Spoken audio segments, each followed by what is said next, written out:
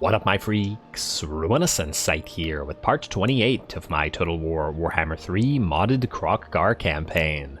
So as we saw last time, the Crooked Fang Fort that was earlier given to the Ironbrow expedition fell to the Crooked Moon mutinous Gits. However, Tic-Tac-Toe was there to immediately retake it by sending his pterodons and ripperdactyls over the walls and destroying all enemies within. It was a pretty fun scene watching all those flyers just not care about the towers whatsoever. Afterwards, Tic-Tac-Toe moved north to the Valley of Sorrow and is ready to challenge Carrick 8 Peaks, though I suppose the question here is how the heck do we get this to Belegar? So Belegar would, I think, need a direct line to 8 Peaks in order to take it. So what we would need to then do is capture territories here, give them all to Ekron somehow, either via Barak Var, or tell him to occupy a ruin, and then give them all to him. Oh man, it seems like it's gonna be difficult. It would actually be better if Belegar got confederated by one of the other dwarfen factions, but we'll see. On the other hand, if he doesn't get confederated, that's more allegiance that we can get with him, so yeah. I'd really love for Carrick 8 Peaks to go to Belegar and for Carrick Azul to go to Thorek. Everybody deserves to have their home territories. And yeah, well, Karazakarak is in a fine position, but honestly, they don't have enough territory right now. I didn't necessarily want to give them Black Crag, but now I'm thinking that maybe we will. I don't know, I'll continue to think about it though. On the one hand, it would be better for Karazakarak to be strong, on the other hand, it is a nice territory as well. Anyway, we left off at last episode with GOR-ROK ready to threaten Luther Harkin and start fighting here. Should be a pretty nice time. Between the episodes, I also went ahead and did the items, taking away all of those items that were previously on Kanos Kier, returning most of them, or on Isoko Rismate rather, returning most of them to Kroq-Gar, where they belong, but giving a few to GOR-ROK as well, including the Itzel's Gilded Ring. I don't know whether we're going to keep this in this army, but I feel like it's a pretty good addition for now, and yeah. And the extra hit points as well will be very nice on one of our Carnosaur riding lords, though of course we'll have to wait until the Saurus Scarvet gets his Carno, although that shouldn't take too long. Rank 18. He'll get there, I'm sure. Anyway, what we're going to do is we're going to attack Luther Harkin here at Quetza, and if we can do enough damage, then we'll stay here and occupy it, though if we can't, we might want to back off in case we get attacked by Lord Skrulk. On the other hand, there's also the potential of attacking this, and then immediately also doing the Hand of the Gods, so that Kroki, or GOR-ROK rather, can help, or Kroki can help GOR-ROK recover. Man, I'm gonna be confusing those two for the rest of the campaign, but not much I can do about it. Anyway, here we go. We're gonna jump right into this immediately. And Henri the Drowned is actually going to sit there and allow us to move in. Well, that certainly works. Luther Harkin and his garrison are going to come in as reinforcements, and we are very much going to take advantage of that. Let's see. Now, the enemy does have a ton of artillery and a decent amount of range units, but it's the Vampire Coast, so these are all very much expected. Hopefully our massive pile of Pterodon riders can overcome all this before and damage the enemy heavily before the Blessed Saurus warriors arrive. Here we go.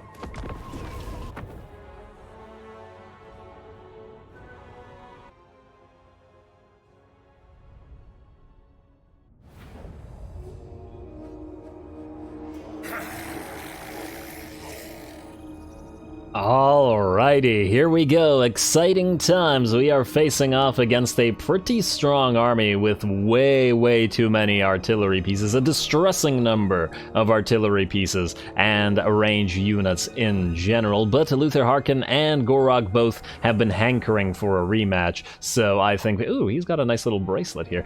We didn't even notice that. Extra little detail. Yeah, excited about the battle. So anyway, here we go. Looks like the enemy's going to arrive in about 2 minutes with its reinforcement, 1.5 minutes in the for Luther's army in particular, and damn, 2 Morngulls and 3 animated Hulks in addition to a pile of range units. It's going to, this is going to get dicey. It's pretty clear that it is. Anyway, here we go. We're going to begin by summoning the Feral Cold Ones on top of the enemy units, just in the middle of the enemy army, to distract them for as long as possible. The Pterodon Riders are going to have to do as much damage as they can to this little force before the next units arrive, or the reinforcements arrive, as the, well, there's already a decent amount of enemy range units here, and there are even more coming in. So all the Fire Leech Bolas, all the bombs we can muster before we have to get the heck out. Now, and it looks like we're already starting to take a little bit of damage. One of our units of Fire Leech Bolas has dropped to about 25%, or by about 25% HP, although to be fair, it hasn't actually lost any models. And we are starting to very heavily damage at least a few of the enemy units, but it probably won't be enough. Alrighty, at least it won't be enough without committing the rest of our forces. So just in general, let's see how we're doing here. The Fire Leech Bolas are more or less fine at this point, though the enemies are still firing at them, and we've got, let's say, 20 seconds until the next force arrives. We do have to try to knock out these mortars. I was about to say carronades, but no, just piles of mortars as well if we can. Otherwise, the main force is sitting back here, mostly because there's a nice choke point here, but then, on the other hand, I'm not actually sure that the choke point benefits us all that much in this particular situation, mostly because, well, the enemy has way too many ranged units, so it's not going to make use of the choke point anyway. Anyway, we're gonna send in a Lord Xhotl of Quetza to duel the enemy Vampire Fleet Admiral, Henri the Drowned.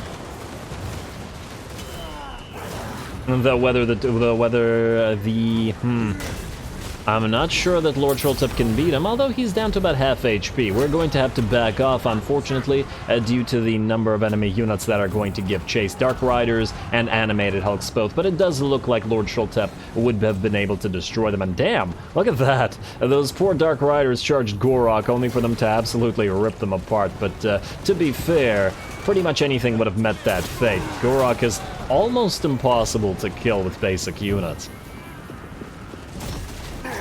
As in with non-hero and Lord units. He's one of the tankiest lords in the game. Anyway, looks like the enemy reinforcements have arrived and we're backing the heck up. Our Pterodon Riders are pretty badly damaged, a lot of them dropping to about half HP. Though this is in some ways deceptive because while they have dropped to half HP, they haven't actually lost any models. I don't know why this is. Perhaps the damage from the various ranged units, it does not have high enough alpha. Like if a carronade shot them, it would probably knock a single unit out. But all of the handgunners just spread their damage among various different units and thus fail to actually knock any of them out of the sky, which obviously works out fairly well for us. So we're going to back off, loop around, and then hit the enemy reinforcements, including all of these extra piles of range units, cannon, and mortars. GOR-ROK is still holding back the tide, though pretty much solo at this point, as we're going to have to back Lord Xhotl off, though he has managed to force Henri here into critical binding, and we're going to keep running lest he gets surrounded by the animated hulks. He is, after all, a leader of his kind, so he doesn't have the requisite regen necessary to be able to hold and survive. That said, the Saurus are almost here. Lord Xhotl has called them to battle. I absolutely love the fact that this guy's name is Lord Xhotl of Quetza. I still have to wonder whether it is a coincidence or whether the game is programmed to give you this particular name when generating a Saurus Old Blood from, or Scarvet rather, from Quetza itself. Anyway, Luther Harkin has arrived and is going to drop down on our Blessed Saurus Warriors, and he's also going to pop his Terrorgeist Shriek, as well as allow that his mortars start focusing all of this. We've summoned our second use of Feral Cold Ones on top of more enemy mortars and carronades here in the hopes of forcing them off the field, though it looks like the enemy range units, at least in part, have turned around and are going to start dealing with all of those poor Feral Cold Ones. The animated hulks that rushed forward are in a pretty bad shape, as the Basti with the Reviv Crystal, together with piles of Saurus, are going to stop it in its tracks, though Mourngulls are moving in to reinforce, and more animated hulks are on the way. GOR-ROK is also holding back this absolutely massive tide of units and is basically completely unharmed, though we have moved some units in to help as well, namely the Ark of Sotek and more units of Saurus. It looks like Luther Harkin is fighting very near to GOR-ROK, but all of the units are blocking each other, and I guess one of the problems with GOR-ROK, other than the fact that he has no mount and is thus a very slow lord, is that he has a difficult time moving through infantry, even your own infantry. So it's difficult to get him to focus on a specific target. He's more of an anchoring point in the line because he can't be killed. And he will anchor the line quite nicely, I imagine. Alrighty, our Pterodon Riders have returned, but are now getting pretty badly beat up. The first one actually having lost 3 units and has started to take quite a lot of damage, so it is going to rout. The rest of them, however, have moved on top of the enemy carronades, mortars, and range, so hopefully we can knock them out. Trying to focus those hand cannons and the deck gunners, as well as those units are very, very threatening. Balance of power is still very much in the enemy's favor, and as we can see, so many of those monstrous infantry units, 5, 6, 7, 8, 9 units of monstrous infantry make up the enemy battle line. They don't even really have much in the way of regular infantry, it's all monstrous, which is quite interesting. Certainly not something we faced off a lot against in this particular campaign. But it does make for a decent change, and on the bright side it does allow our range units, like our single little unit of skink skirmishers, to contribute to the battle by firing over the heads of our Saurus. Luther Harkin has dropped to about half HP now, so he is in trouble, as he is now getting focused down by the Basti with Ark of Sotek, so he will be fairly heavily debuffed shortly, the Basti with the Reviv Crystal, and Lord Sholtep as well, while GOR-ROK, as we can see, is staying here by himself in the middle of 1, 2, 3, 4, 5 units of monstrous infantry, holding them all back and remaining pretty much unharmed. He's got 110% physical resistance when he has his Rokavitsa up. It's pretty insane. I'm trying to look at the stats here. Rokavitsa, physical resistance plus 50% and minus 3 vigor. Yeah, so these guys are basically all doing no damage to him, or at the very least so little damage that he regenerates over it. Otherwise, unfortunately, most of our Pterodon Riders have broken, though once again, while heavily damaged, they haven't lost a lot of models, so it's not such a bad thing. We will also continue summoning our last unit of Feral Cold Ones to tie up more of the enemy range units. And while the enemy range units have certainly done their job in keeping our Pterodon Riders away, which is appropriate, what they haven't been doing is supporting their monstrous infantry buddies here, which means that we shall be able to overrun them over time. Looks like Luther Harkin's also in a pretty bad way at about 30%, and we are starting to win on the flanking portions of the battle here, where the enemy has less of a blob of monstrous infantry. Man, what a great battle for GOR-ROK, though.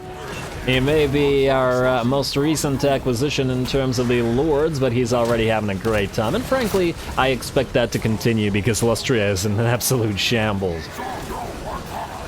Alrighty, Luther Harkin is, let's see, he's now still at about 30% HP, though he has reached his healing cap. The enemy has seen all of our Pterodon Riders off, so we will be getting no further use out of them. But one unit of our Saurus Spears did move around like this, loop around in the hopes of hitting the enemy range units, and we'll be finishing up these carronades, and then afterwards, the zombie-powered gunnery mob. I just want to point out that most of the enemy artillery and the deck gunners, the most threatening of the enemy units, were destroyed by our Pterodon Riders, so they did their job as long as they did not die. More units are going to rush forward, and Luther Harkin is now at about 15% HP as well,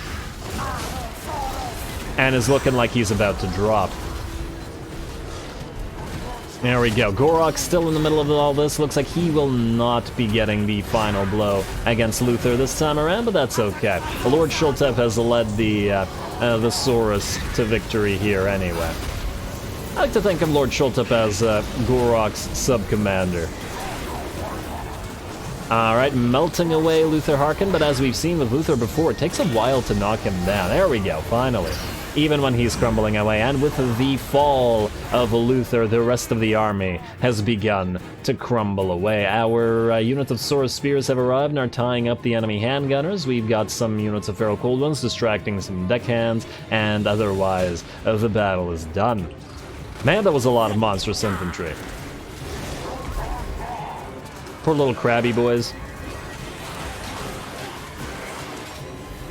Alright, last of the zombies. Without rotting Promethean and animated Hulkan Morngul support, I really don't have much of a chance here. Looks like the handgunners are doing a great job ripping apart our one unit of skink skirmishers, but, well, we hardly care. And that unit is going to get deleted, and they were only kept here because we had no room to recruit another unit. Alright, charging the very last of the enemy handgunners, who will probably crumble away just as we get to them. Or at least some of them will.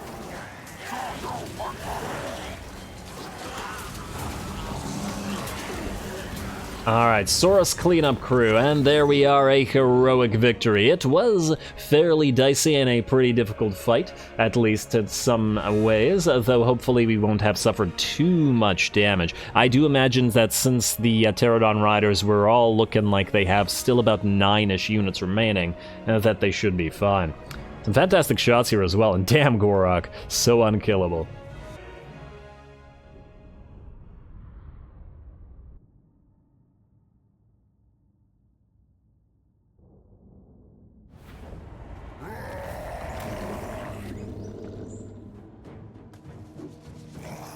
Ooh, alrighty, a heroic victory for Kroq-Gar and a second defeat at his hands for Luther Harkin. We did take some damage, however, and especially on our Fire Leech Bolas, and a couple of our units of Saurus got kind of beat up as well, which does necessitate that we kill and eat rather than take the money. Hopefully this is enough HP still remaining so that we can fight the rats if they attack us immediately after this, because it's a very distinct possibility. Hey, and that gave us the Amulet of Great Devotion, which is that coordinated charge buff that we like. The question is, who does this go on? Who has the most heroes currently? It would probably... Okay, yes. Amulet of Greater Devotion. I mean, both Kroq-Gar and GOR-ROK would benefit from this. What are you currently using? You're using the Dreadhorn of Xhotl, eh? What kind of item was this? It is another talisman. You're currently using the Talisman of Endurance, but this doesn't actually provide any defensive capabilities. It's just a buffing sort of thing. It feels like it would actually be really good on Teto Echo to buff everybody, but that's why he has the Dreadhorn of Xhotl, because it also buffs everybody nearby. I suppose we could give that to another mage, or we could give this to somebody else for a little while. Tic-tac-toe. Okay, maybe we can have this guy carry it just for a bit to buff up Tic-tac. Or you know what, maybe we have... Wait, what is your minion carrying? What is Lord... He has a Dawnstone, eh? We could put it on you, or we could put it on the... You know what, let's put it on the Skink Chief for now. We are going to swap it to somebody else later, I just don't know who yet, and I will think about it. Now, we are able to reach Quetza, and we are going to attack it. Let us level up first, however, because hopefully we can auto-resolve it, but we might not risk it, depending. Your points. You have most of the good stuff. In fact, you have pretty much all of the good stuff. And we don't know where else in the red line we're going to go with you. Maybe we can start making you a strong fighter now. Even though you're already kind of unkillable. That's kind of the problem. I mean, putting points into it is great, but... GOR-ROK is already almost impossible to kill, at least from a single enemy lord by itself, and even when surrounded by mobs of units. We could start moving through to Geomantic Sustenance. We probably will have enough points in this, but I'm not 100% sure. If I knew which of these lines we were going through with GOR-ROK later, I'd probably get that, but for now, maybe not. Still unsure. Beast Driver is a pretty safe one, but there's Hunt Leader as well. We're probably gonna get some dinos in here. The question is what kind of dinos. No, you know what? Fine. Let's go through Predatory Fighter for now. It's not like we're not going to get him Deadly Onslaught anyway, so yeah. Alrighty, what about you? You have Ferocity of the Age 1 more point, so let's get you that 1 extra point in there. And then let's get Crest here. Crest, I should say, Replenish Troops, which will be very handy after all this. And, well, you're gonna go on one of these dinos, so Survivalist, which will help you benefit from it. Alright, GOR-ROK. Take Quetza, please. Low casualties, and I think this looks auto-resolvable. Let's also put the Standard of Discipline on you. Hopefully that'll prevent you from getting further hurt, or at least too much. And let's see. 100 units lost? Wow. That was way too much. Yeah, I shouldn't have auto-resolved that. Ah, game. Why must you be like this? Alrighty, and we're obviously gonna occupy it. Now, what can we build here? The Serpent Layers of Sotek. Post-battle loot plus 20% faction-wide. Oh my, that's quite nice. That is quite nice. So it'll be a while before we get to it, but it is quite nice. Let's get that Skink Forging Camp, let's immediately upgrade it, and then we will see whether you get attacked by Lord Skrolk next turn. I'd say there's probably about a 90% likelihood of that happening. Well, you're gonna have to fight to survive then, and hey, you got another point. Well, you might as well make use of that. Blade Master for you. Though it should be Mace Master. And is there anybody else that can attack this turn? Well, Koal can move, if nothing else. Let's have him move out. He needs to go where everybody knows his name. Let's see. We need to go here, but we also don't want to be in range of these guys. Gotta be careful about that. In fact, wait. How far can they move? You know what? I don't trust it. We're gonna move from Khemri to Numos, I think. Let's keep you, yeah. These guys are a rogue army, and they could suddenly attack, and what the heck is this? Wait, what? That does not look right, but whatever. Weird little army. We may just go and kill it at some point, just for fun. And I feel like there's a fairly high likelihood of that. Also, Gila, I never decided whether we want to continue moving you towards the Bretonnians and stuff. I mean, I guess we could, it's just that we will find some enemies as we do, and wait, do we know Skaven? You come at me, lover. Wait, is somebody allied with them? Or is somebody fighting Skaven Blight? Please? I need to know whether we've met Ikit before or not, because if we haven't, we shouldn't move up there yet. What brings you? No, we haven't discovered Clan Scryer. Okay, well then. In that case, we're not going to go up there as yet. We could still hover around here, and then send you out to find Skaven Blight or find the other units after. But if they're here, and here... Oh wow, Skaven Blight's doing well. Very well, in fact. They've got Bretonnia wrapped up. Yeah, it looks like a better way is to go up this way to find the Imperials, which means you have no further use, Gila. And goodbye for now. Alrighty, might as well not pay for that for every single turn while he just sits there. Alrighty, well that's good, and now we got some money to spend. What do we have here? I believe there was something that was going to be upgraded. Yeah, see you, Teotihuacan. Temple City, that's going to take most of our money, and then let's see if there's any cheap money buildings that we can get. Not the Tower of Gorgoth, because that's going to get traded away, even though it's going to take a while still. And that's about it. Alright, we'll hold on to the rest of the money, because more likely than not, we'll need it. And oh, man, these guys have a lot of forces, don't they? The heck are they doing here? Beast Catches and Abominations. Oh, they're two different ones. And they've destroyed Gorkazan, funnily enough. Or at least are about to. I also wanted to see about just going ahead and trading Galbaraz. Let's drink and talk. Hush. It's of no use to us, and even though he's not going to give us a lot of money for it, we can use this to join the war against Clan Eshin at the same time. And the reason I keep doing this is because it'll increase his relationship with Imrik. And plus it'll increase his strength at least a little bit, so yeah, he can enjoy Galbaraz and hopefully level it up. Alright, well, that looks good, and I do believe we're ready to end the turn and complete the fire army. I guess Kowal can actually travel with the fire army so that he doesn't get suddenly attacked by all this stuff. Although, yeah, we gotta be careful about our territories here getting attacked. Maybe we'll send Kanos Kier to kill those armies if he can catch them. Certainly a thought. Anyway, let's skip damage building unless there's an Quetza. No, okay. We're good. Let's see if GOR-ROK gets attacked. I'm willing to bet he will. I suppose the worst possible thing would be if the enemy actually sieged us. Xhotl, Defensive Alliance, no, but thank you. Minus 43 on that Confed. We're gonna have to keep an eye on that.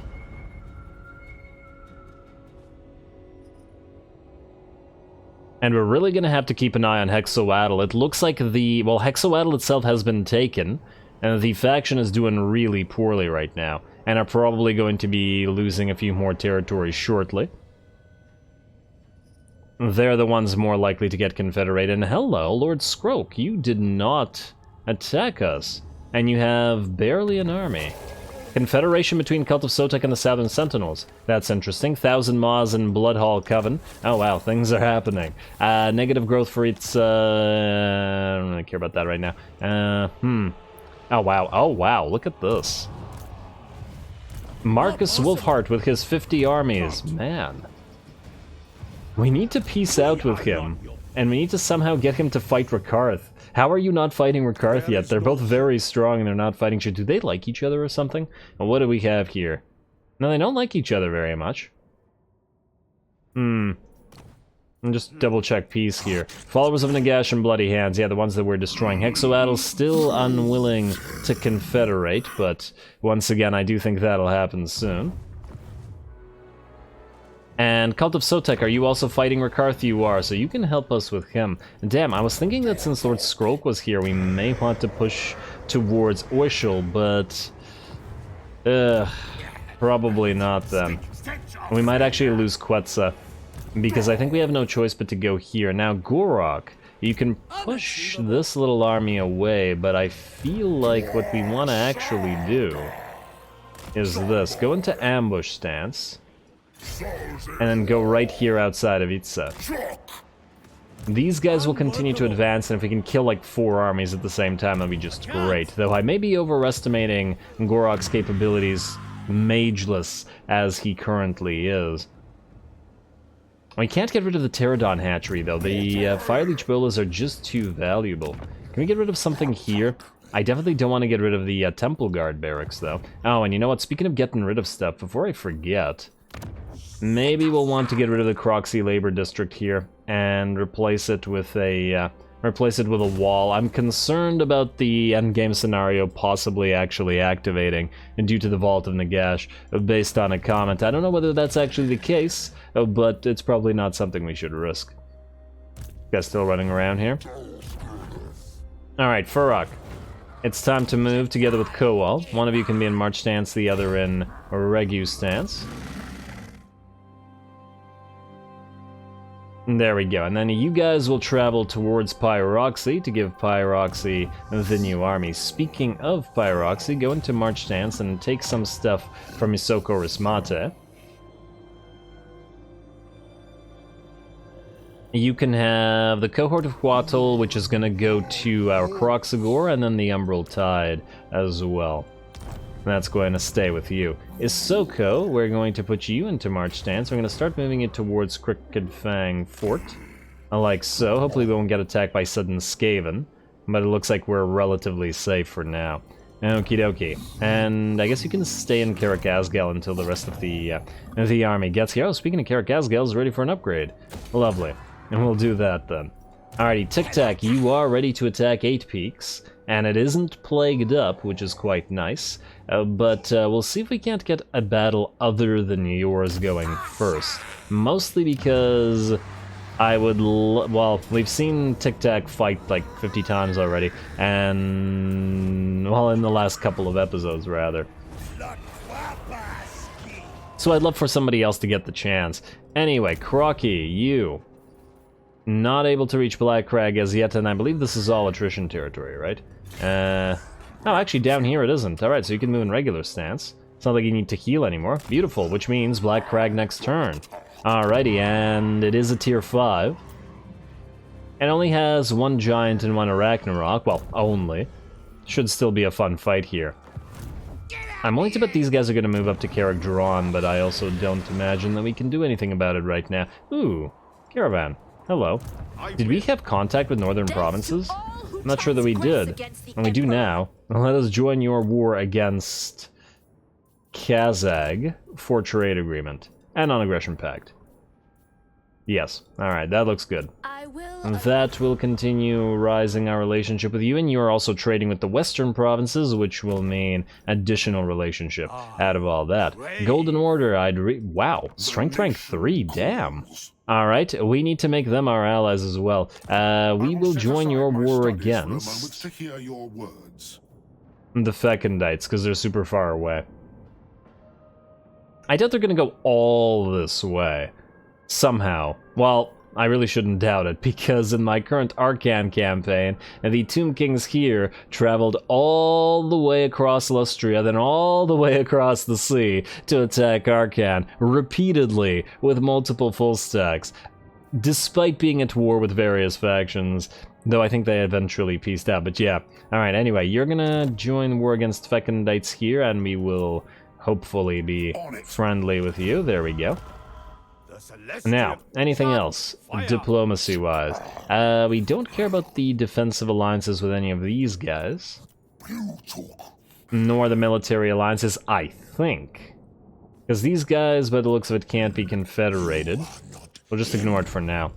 Still want to see if Nakai survives, though. Anyway, let's see what else we have. Chameleon. Do you have a potential fight?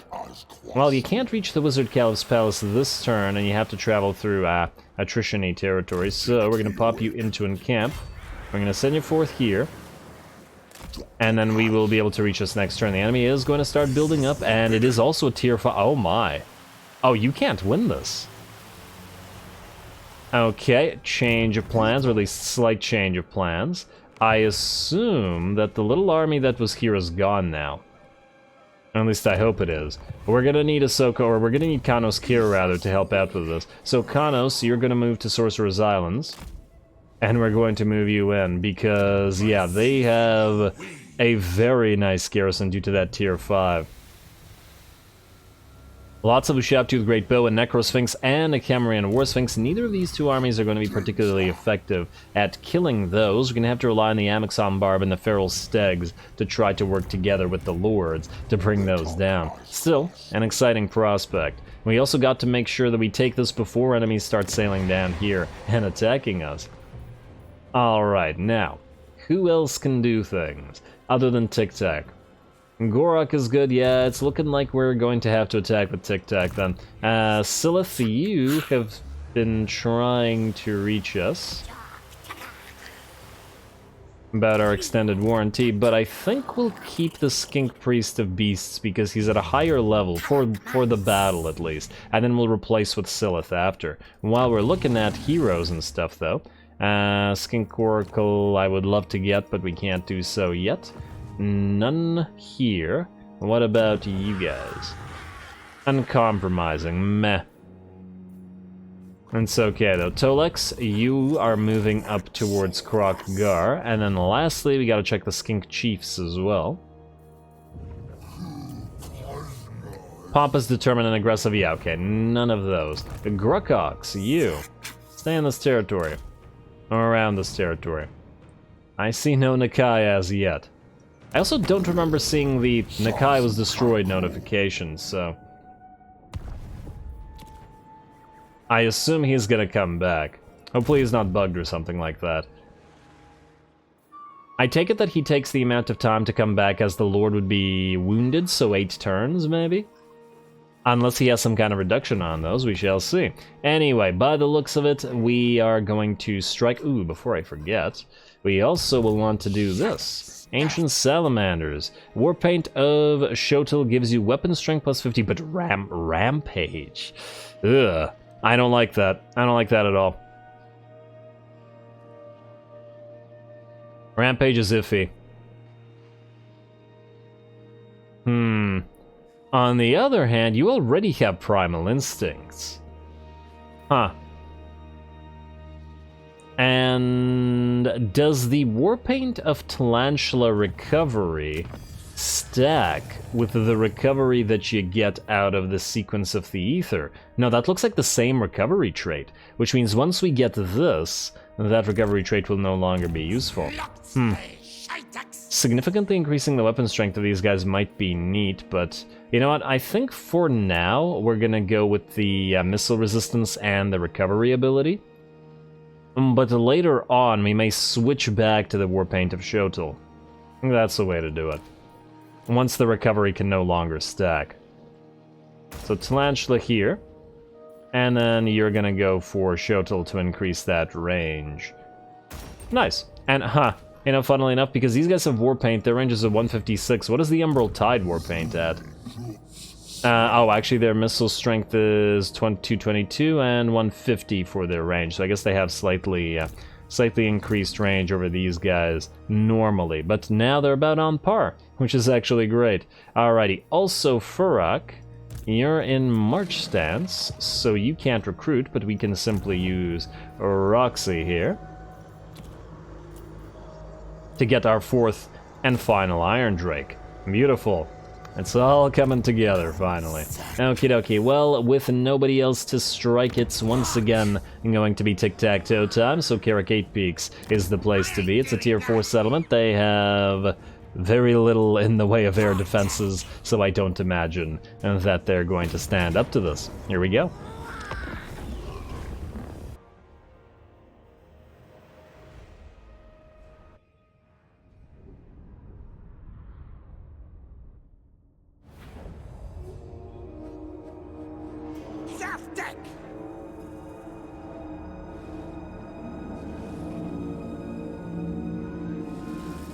Alrighty, Tic-Tac and his Air Force at Carrick 8 Peaks. I don't imagine it stands much of a chance any more than the other settlements have, because this army is just obnoxiously good at this sort of thing, and really taking most field battle enemies when they don't have a lot of anti-air, which so far very few have. Unless we're facing off against the Vampire Coast or Elves, I don't imagine we'll be too likely to meet the huge piles of elite anti-air. For example, even if the Orcs were to build up an army with nothing but Orc archers, they're still Orc archers. They're not very strong, and they are going to get ripped apart by our Air Force.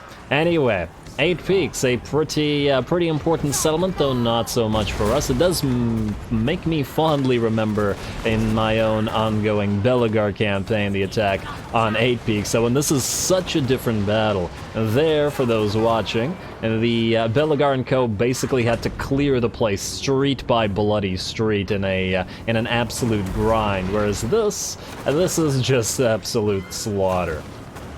And I love watching the piles of flyers just fly around.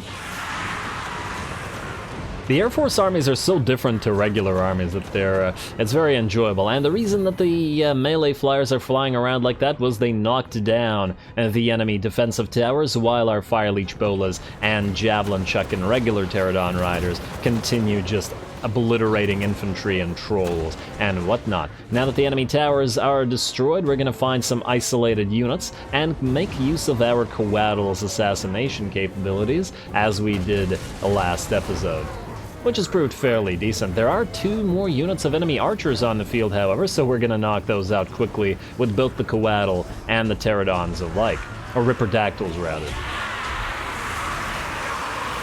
And here comes some more.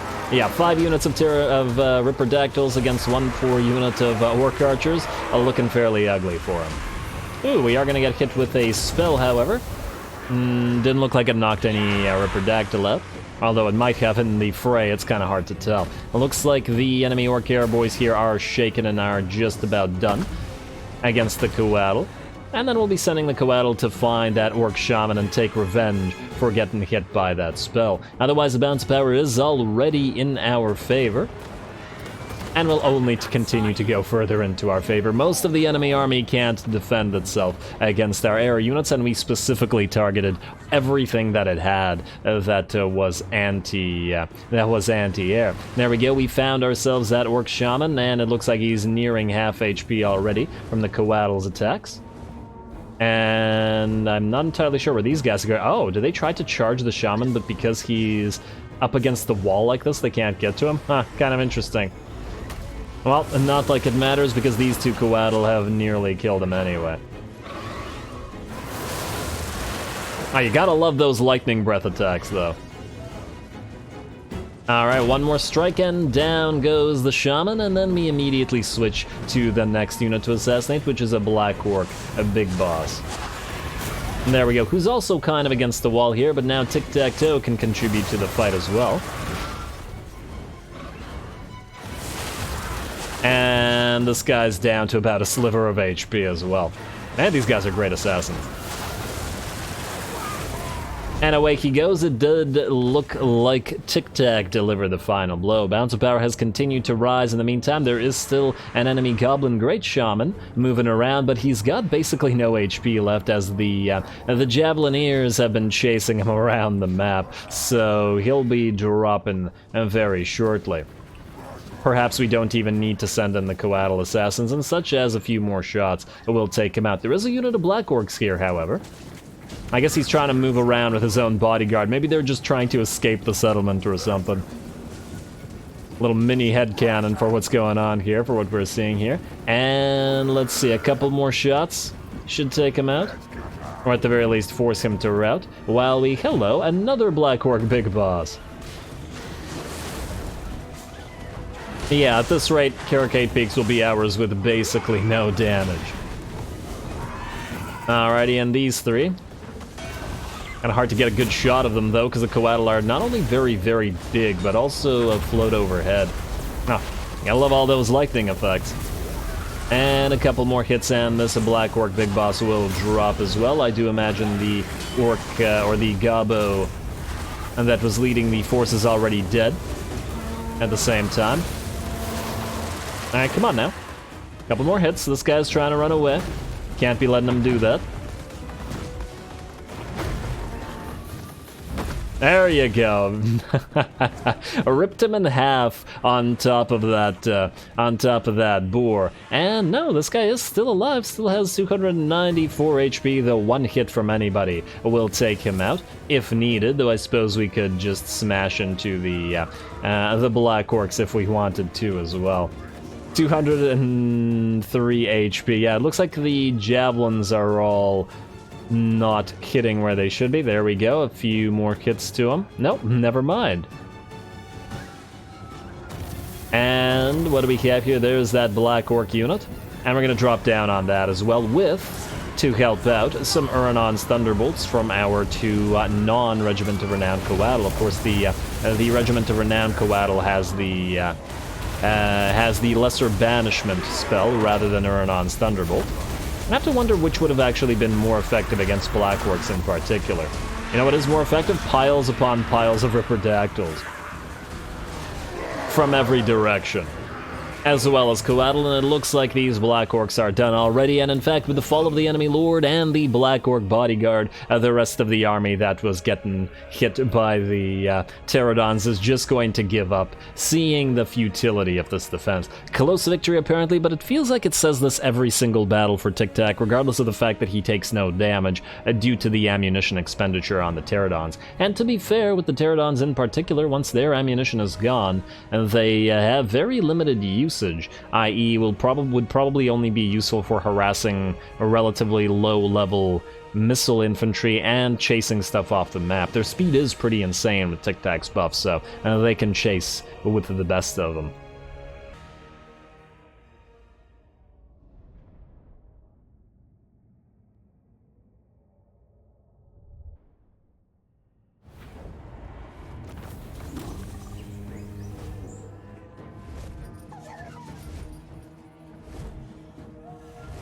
Alrighty, there we go. What a disgustingly effective army, especially in the early game. You gotta love Tic Tac and what he can do. Really, the only damage we took was to our Skink Priest of Heavens, and that because I forgot him outside the walls where the towers were attacking him.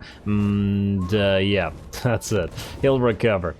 We are going to, I think, regular occupy this rather than loot and occupied, mostly because we haven't really taken all that much damage in the first place. And Crooked Moon, Mutinous Gits will be destroyed. That's a Shrine of the Old Ones, which would allow us to build another Skink Priest. But alas, I was really hoping that had finally gotten a Skyrider of the Heavens variety, but alas, we have not. You once again have what? You have Arrogant. Well, the Blood Frenzy would normally be good, and we are going to keep you, just not in this army. And just that Blood Frenzy doesn't really do anything for you. That's kind of the problem. Much better to put it on a Steg instead of a Pterodon. Anyway, 8 Peaks has fallen. Hopefully we will... Ooh, let's get research. Hopefully we will be able to get some advantage out of it. And we are able to now threaten Queek's territories, so hopefully he's here somewhere. Really the question now is if he's holed up in one of these territories, do we send Kroq at him or Tic Tac? Kroq's army is more expensive and will probably get more expensive as we go, so it's probably Kroq that will benefit more. Ideally what would happen is we'd find him in the field, destroy his army but not him, and just like we did with the double Vermin Flail back here, and then repeat that for both of these guys, but whether we can get it to happen, I'm not entirely sure. If he's even alive still. Anyway, with that, we are once again out of time, and I am going to have to call the episode here. I did promise some good battles this episode, and I'd like to think both those battles were good in their own way. Next time, Kroq will go and attack Black Crag and take this tier 5 settlement time shore without too much trouble. Honestly, we could send Tic-Tac-Toe to do this as well, but we probably won't. I mean, the other option would be to send Tic Tac to take Black Crag while Kroq moves to Black Iron Mine, but I'm sure he can take it just fine himself. And in addition to that, since the Fire Army is now ready, we're sending them north to meet up with Pyroxy, and then after Pyroxy is done, they will move through the Bloody Hands territory towards this stuff here, mostly to burninate the followers of Nagash and possibly the Pirates of Sartosa, give their territories to Clan Angrand, and continue powering up the various dwarfs. I think that's a fairly decent plan. We may also have one of these two sail to Lustria to help out with all of this, rather than immediately heading down to Kairos. I'm not really happy with the idea of attacking Kairos until Xhotl is confederated, and that's not happening yet. But our relationship with him will continue to grow, and over time, most likely, he will offer, especially if he loses another army in another territory. And obviously, Texoatl as well. They're in a bad way, so I imagine we will be able to confederate them before long. Come on now, Mazdamundi. Yeah, and then obviously the GOR-ROK thing, yes, I knew I was forgetting something. We have 1, 2, 3, 4 armies, including Marcus Wolfheart's stack, here belonging to the Hunts Marshal's expedition alone, plus Rakarth's stack, which, well, they're not at war, but this would be a perfect time for you to declare war on Rakarth there, Wolfheart, come on, man. Look at this, he's right there alone with 4 armies nearby. Well, here's hoping. And then obviously if that does happen, we can pick up the piece or just destroy those enemies that remain. We're probably going to lose Quetza to Lord Skrolk coming back, but it'll be worth it to kill a few of these armies and we can always return to it yet again. We may even start building up another full stack with Talashbok so that he can help out, as we need bodies. Especially if we don't want the Cult of Sotek to take everything instead. I'm hoping that Rakarth starts pressuring them to the point that they will be willing to confederate as well, but I digress, as always, so stay tuned for more lizards. Don't forget to leave a like and comment. All glory to the algorithm. And thanks for watching.